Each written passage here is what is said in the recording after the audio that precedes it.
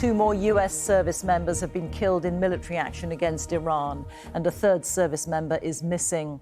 US Central Command, which is responsible for American military activity in the Middle East, announced on social media that the casualties happened in Jordan yesterday during defensive action against ballistic missile and drone attacks by Iran.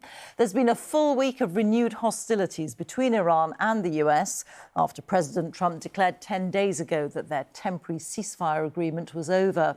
Here's our world news correspondent, Joe Inwood. For a 7th night, Iran and the US exchange fire.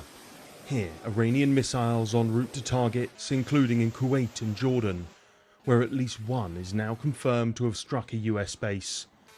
In a statement on social media, the US military said 2 US service members in Jordan were killed in action as US Central Command and partner forces defended against Iranian ballistic missile and drone attacks. Additionally, 1 service member is currently missing. It brings to 16 the US losses in the war with Iran. This was the moment that 6 service personnel killed in a previous strike were repatriated. The US has also struck targets across Iran, with the focus being Hormuzgan province in the south. Here, a bridge destroyed. A top advisor to Iran's supreme leader said that if the strikes continue, they will return to all-out war. I declare that both the negotiations and war are over. But if in the next 2 or 3 days the Americans continue the war, we will enter a phase of complete offense and destruction. Neither side is currently giving any indication they are ready to back down.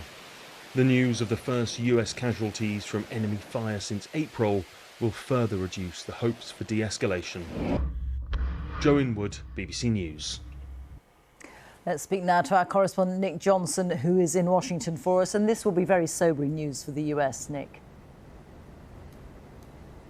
Very much so, Rita. Yes, US Central Command, which is responsible for military operations in the Middle East, hasn't disclosed the identity of those who have been killed or released any more specifics into the incident itself. We have heard from the Defense Secretary Pete Hegseth on social media, who said, "Godspeed, heroes.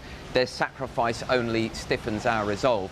Now, the US does have a permanent presence at bases in Jordan, and actually last night the Jordanian military said it had intercepted 10 missiles which had been flown in from Iran but had caused and reported no damage. Iranian state media as well has also said that 50 people had been killed and 500 injured in the renewed conflict over the past couple of weeks. But if you look how far and fast things have escalated in the past 10 days or so, tit-for-tat limited exchanges to American deaths, the US striking deeper into Iran itself, it's difficult at this stage to see a route back to talks around the table.